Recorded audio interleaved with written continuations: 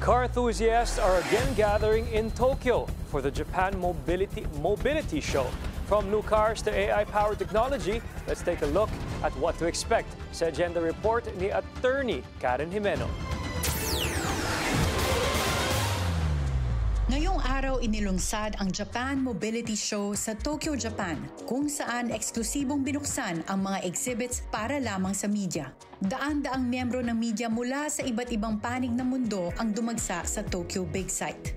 Pinangunahan ng Toyota Motor Corporation ang opisyal na pagbubukas sa pangunguna mismo ng presidente at CEO nito na si Koji Sato. Ayon kay Sato, ang layunin ng Japan Mobility Show ay ipakita ang mga inobasyon at teknolohiyang magbibigay daan sa mas konektado, mas malinis at mas ligtas na hinaharap ng transportasyon mula sa mga sasakyang dekuryente hanggang sa smart mobility solutions. Ang Japan Mobility Show ay dating kilala bilang Tokyo Motor Show na ginaganap tuwing 2 taon.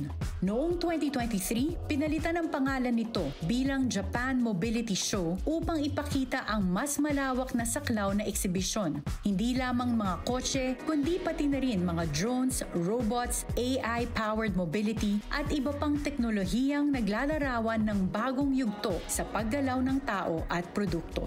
Isa rin sa mga tampok sa pagbubukas ng Japan Mobility Show ang paglahok ng ultra-bilyonaryo na si Akio Toyoda, chairman ng Toyota Motor Corporation at apo ng Toyota founder na si Kiichiro Toyoda.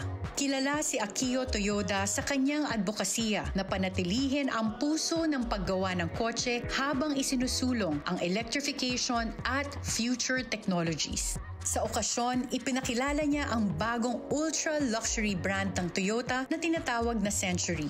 Ang branding na ito ang kumakatawan sa pinakamataas na antas ng karangyaan at inobasyon sa Japanese craftsmanship. Pinagkaguluhan din ang bagong modelo ng Toyota na Land Cruiser FJ. Mas maliit ito sa Land Cruiser pero may 4 na pinto kaysa sa tradisyonal na 2-door FJ. Inaasahang dadating sa Pilipinas ang Land Cruiser FJ sa 2026. Sa kabila ng mga sari-saring kotse, agaw eksena ang isang mala-airplane helicopter na kolaborasyon ng Toyota at Joby, isang American aviation company.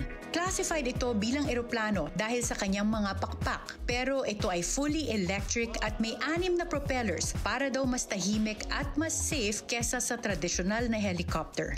Ngayong taon, mahigit 500 na kumpanya at organisasyon mula sa iba't ibang sektor ang kalahok. Hindi lamang automotive kung hindi may IT, robotics at telecommunications din.